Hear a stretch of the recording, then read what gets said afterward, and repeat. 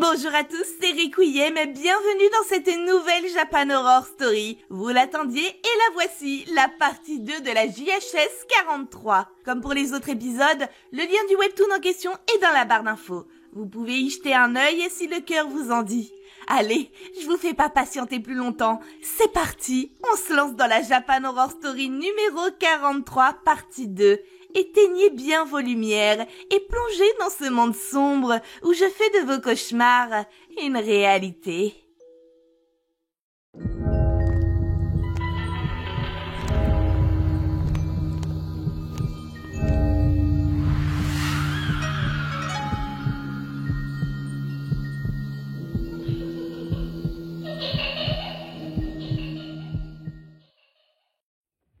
Il se passait toujours quelque chose de bizarre dans ce studio. Je m'endormais très rapidement, mais à chaque réveil, j'étais complètement assoiffé et épuisé, comme si je passais des nuits blanches. Moi, qui d'habitude me souvenais de la plupart de mes rêves, j'avais l'impression que je ne rêvais plus du tout. C'était vraiment perturbant et ça m'inquiétait.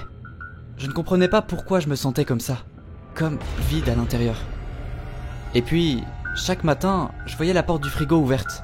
Je dois avouer que ça me tracassait énormément parce que ça se passait à chaque fois la nuit et je ne le découvrais qu'à mon réveil. Un matin, je suis allé dans la salle de bain pour me faire une toilette. Je me suis regardé dans le miroir un peu de mauvaise humeur. Le fait de me réveiller chaque fois avec cette sensation de fatigue intense avait tendance à m'irriter. Il n'y avait qu'une semaine qui était passée depuis mon déménagement et je me sentais de plus en plus faible. J'ai malgré tout pris ma brosse à dents et j'ai déposé une petite louche de dentifrice dessus, puis j'ai inséré celle-ci dans ma bouche et j'ai commencé à frotter mes dents doucement. Je me suis soudainement senti très bizarre et j'ai donc écarquillé les yeux devant le miroir. Une douleur vive s'est précipitamment fait ressentir à mes gencives. J'ai retiré la brosse à dents de ma bouche et ce que j'ai vu m'a laissé sans voix. La chose que je pensais être ma brosse à dents à l'instant présent était en fait mon rasoir. J'avais essayé de brosser mes dents avec un rasoir. Ma bouche était en sang. Je souffrais. Je me suis mis à tousser de façon irrépressible. J'étais en train de m'étouffer avec mon propre sang qui stagnait dans ma gorge. Le goût du fer était tellement désagréable. J'ai jeté le rasoir ensanglanté dans le lavabo et j'ai ouvert le robinet pour rincer ma bouche en abondance. L'eau s'est très vite colorée en rouge vif. J'étais effrayé de voir qu'autant de sang pouvait sortir de ma bouche. J'ai rincé encore et encore, jusqu'à ce que l'eau devienne de plus en plus claire. Je me suis mis de l'eau sur le visage pour reprendre mes esprits et sortir de cet état de peur intense. J'ai fixé faiblement mon reflet dans le miroir. Je n'arrivais pas à croire ce qui venait de m'arriver. J'étais pourtant sûr et certain que c'était ma brosse à dents. Comment j'avais pu confondre ça avec un rasoir? Est-ce que j'étais en train de perdre la tête? Est-ce que c'était la fatigue qui me faisait tourner en bourrique? Je n'étais en aucun cas susceptible de répondre à mes propres interrogations. Tout ce que je pouvais affirmer, c'était que ma santé mentale était fortement affectée. Après ça, je suis retourné dans la pièce principale de l'appartement et je me suis immobilisé devant le frigo actuellement fermé. Ce n'était qu'une impression, mais j'étais persuadé que le frigo qui s'ouvrait tout seul la nuit avait quelque chose à voir avec tout ça. Tandis que tout semblait embrouillé dans mon esprit, une idée m'a frappé d'un seul coup. Je me suis tourné vers mon ordinateur portable et c'est là que j'ai pensé que je pourrais avoir des réponses si je filmais le réfrigérateur la nuit pendant mon sommeil avec ma webcam. Et c'est donc la décision que j'ai prise. Avant d'aller me coucher, j'ai allumé mon ordinateur portable et l'ai placé à un endroit stratégique dans un angle afin que le frigo soit dans le champ de vision de ma webcam. J'ai laissé la machine tourner tandis que je suis parti me coucher.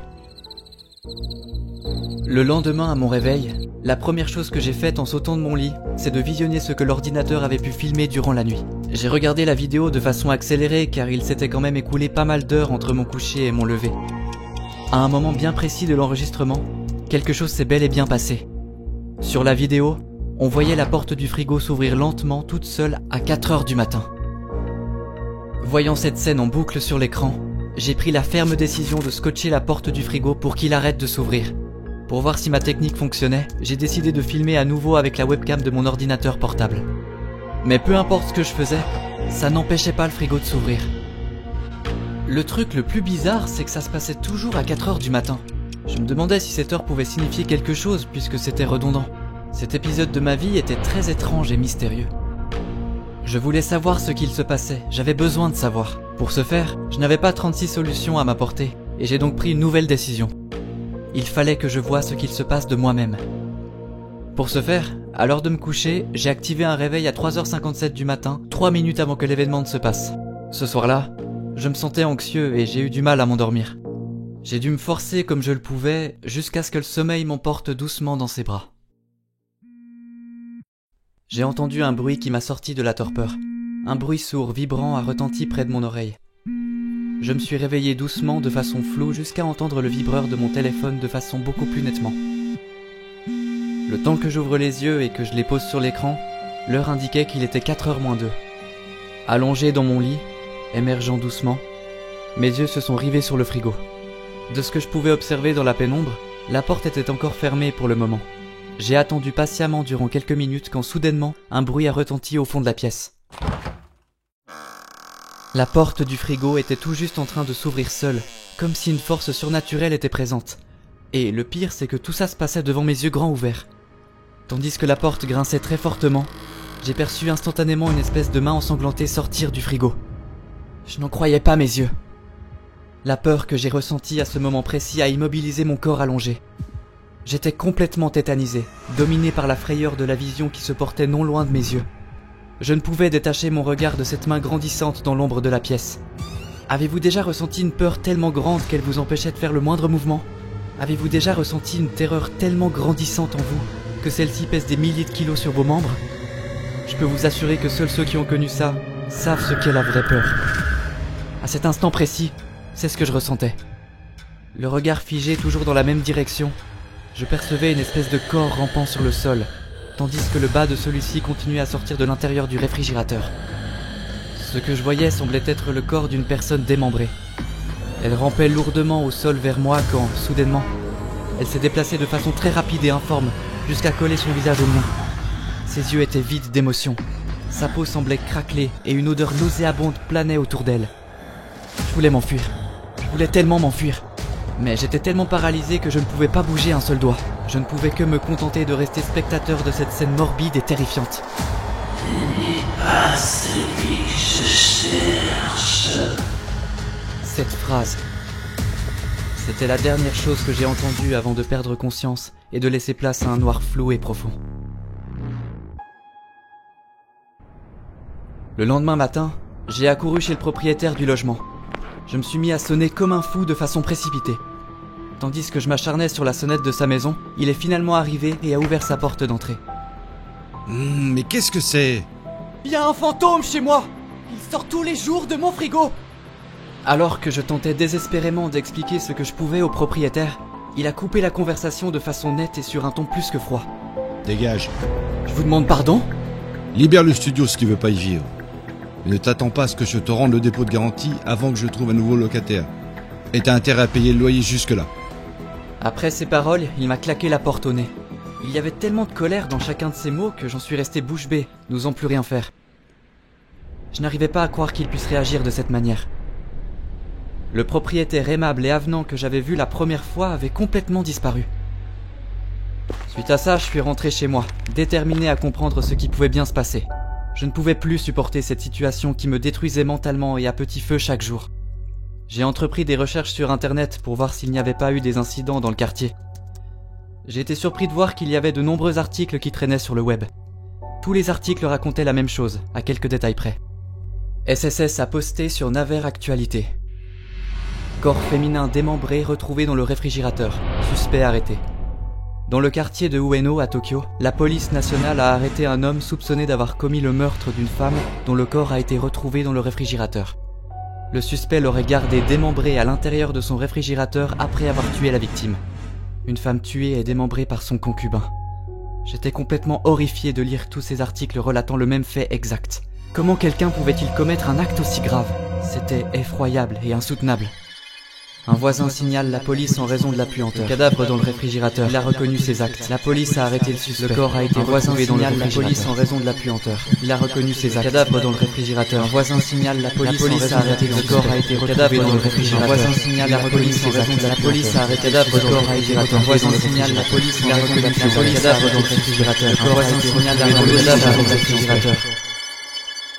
Ce gars avait gardé le corps de la victime dans son réfrigérateur. Je n'arrivais pas à m'enlever ces mots de l'esprit. J'ai pris mes mains et j'ai plongé mon visage dedans. Je ressentais un dégoût incommensurable. Après tout ça, j'ai attendu un moment avant de me décider à prendre mon téléphone et d'appeler le propriétaire du studio. J'étais déterminé. La ligne a sonné alors que j'attendais impatiemment qu'il décroche. Allô ? Je suis le locataire du demi-sous-sol. J'ai une question à vous poser. Libère le studio si t'en veux pas et ne me pose plus de questions. J'en ai rien à foutre que vous ne m'ayez rien dit à propos de cette affaire de meurtre. Mais est-ce que vous avez laissé le frigo dans lequel était gardé le corps dans l'appartement ? Un silence de plomb s'est fait ressentir. Il n'a rien dit pendant plusieurs longues secondes. Puis, d'une voix hésitante, il a fini par répondre. Bien sûr que non. Je t'assure que le frigo, lui, a été remplacé. Allez, essaye de t'y habituer. De m'y habituer ? Ces paroles m'ont choqué au plus haut point. J'ai raccroché. Je ne voulais plus rien entendre de la part de cet homme. J'ai libéré le studio le jour même. 15 jours plus tard, le propriétaire a trouvé un nouveau locataire et m'a donc rendu le dépôt de la garantie.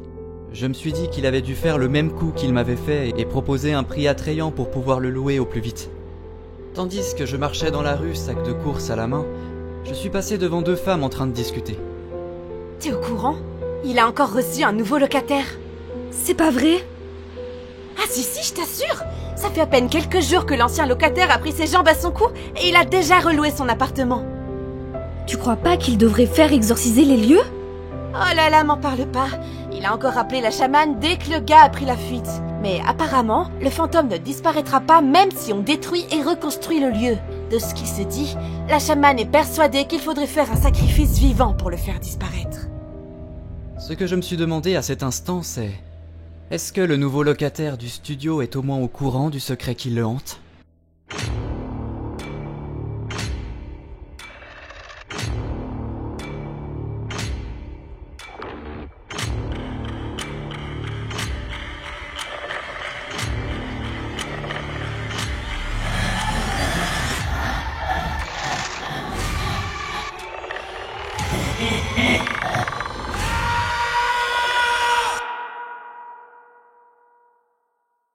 Et voilà, c'est la fin de cette vidéo. J'espère qu'elle vous a plu. On termine donc cet épisode sur cette fin. Alors, qu'en avez-vous pensé ? Qu'est-ce que vous auriez fait si tout ça vous était arrivé ? Dites-moi si vous souhaitez que je compile les 2 vidéos dans une seule vidéo. Faites-m'en part dans les commentaires. Si cette vidéo vous a plu, n'hésitez pas à la liker, mettre un petit commentaire et même à la partager. Si vous aimez ce que je fais, vous pouvez aussi me suivre sur mes réseaux sociaux qui apparaissent juste maintenant à l'écran. Je vous souhaite une terrible nuit remplie de cauchemars plus atroces les uns que les autres. Et je vous dis à samedi pour la prochaine Japan Horror Story.